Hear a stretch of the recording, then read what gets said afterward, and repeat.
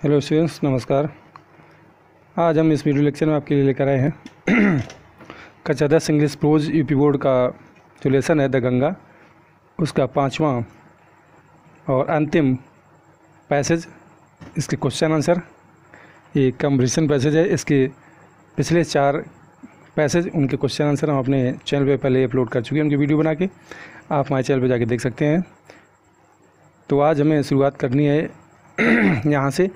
And though I have dot dot inspiration from it, and though I have dot dot inspiration from it, इस जगह से हमें इस passage की शुरुआत करनी है और इस पैसेज के हमें क्वेश्चन आंसर बताने हैं जो इसका अंतिम पैसेज है।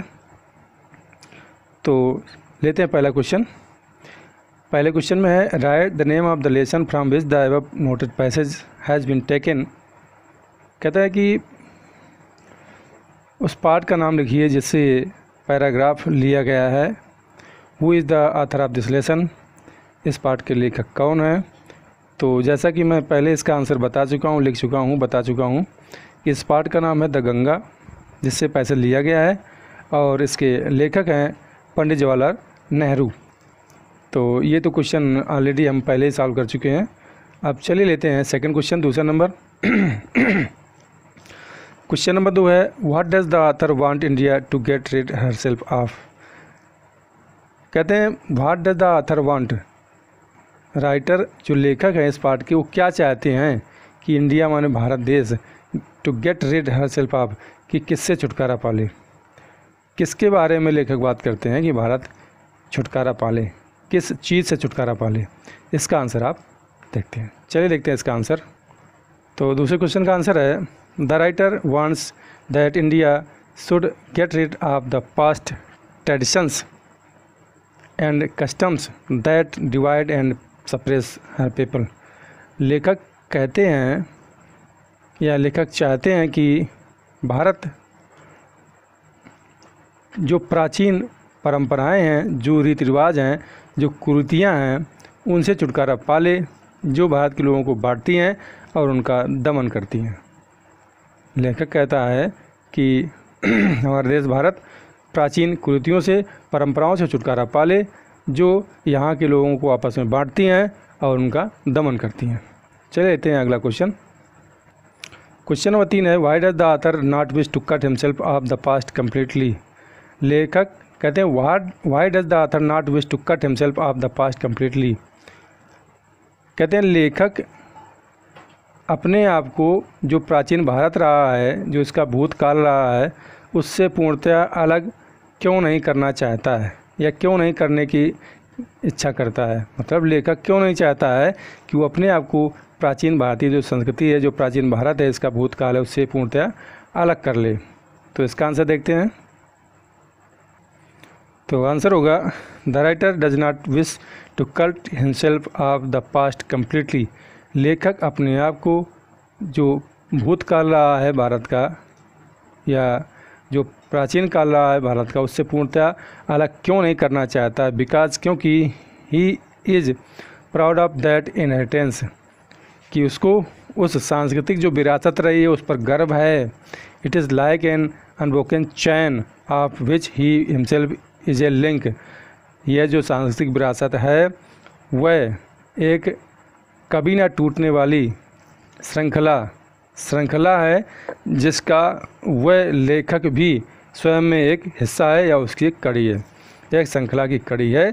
इसलिए लेखक नहीं चाहता है कि वह अपने आप को पूर्णतः उस पास्ट से, उस भूत से, जो भारत का प्राचीन काल रहा है, उससे अपने आप को अलग कर ले।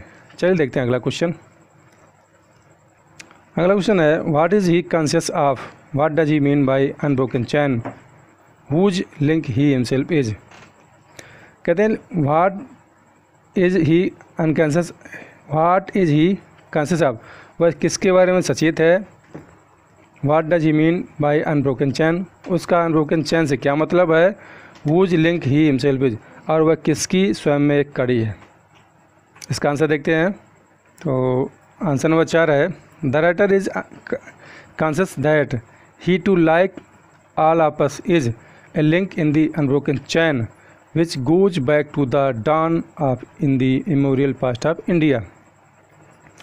लेखक कहता है कि the writer is conscious that, लेखक जो है इसके बारे में चिंतित है, सचेत है, दैट मन की ही टू लाइक ऑल आपस, वह भी हम लोगों की तरह he is a link in the unbroken chain, उस कभी ना टूटने वाली श्रृंखला की एक कड़ी है, विच माने जो गोज बैक टू जाती है पीछे, back to the dawn of in the memorial past of India, जो भारत का अविस्मरणीय जो प्राचीन काल रहा है उसकी शुरुआत तक जो वो जो चैन जाती है, कभी ना टूटने वाली चैन जाती है, उसका वह भी एक हिस्सा है, उस चैन का एक हिस्सा है या उसकी एक कड़ी है। इसके बारे में लेखक सचेत है। लेखक कहता है कि मैं भी जो भारत की प्राचीन सांस्कृतिक विरासत और परंपराओं की जो कड़ी है, जो भारत के प्राचीन काल में या भारत के जो अविस्मरणीय जो प्राचीन काल है उसके उदय तक जाती है, उसका वह भी एक हिस्सा है, इस बारे में वह सचेत है। ये था चौथे क्वेश्चन का आंसर। अब लेते हैं पांचवा क्वेश्चन। पांचवा क्वेश्चन है point out those two words in the passage which have the following meanings. कह रहे point out those two words in the passage, paragraph में उन दो शब्दों को छाटिए which have the following meanings, जिनकी निम्नलिखित माने या मीनिंग्स होती हैं। नंबर 1 है फिटर्स, माने बेड़ियाँ, जंजीरें, और नंबर बी है एंशियंट बियॉन्ड मेमोरी, मतलब यादों से परे, अविस्मरणीय। तो चलिए देखते हैं इसका आंसर। तो क्वेश्चन नंबर 5 का आंसर है नंबर ए में था फिटर्स। फिटर्स मीन होता है बेड़ियाँ, तो साइकिल्स मीन बेड़ियाँ। फिटर्स और साइकिल्स दोनों की मीनिंग समान है। फिटर्स का सिनोनिम है साइकिल्स। और बी नंबर है एंशियंट बियॉन्ड मेमोरी, यादों से भी परे, तो इसका मतलब है इमेमोरियल, अविस्मरणीय, जिसको भुलाया ना जा सके।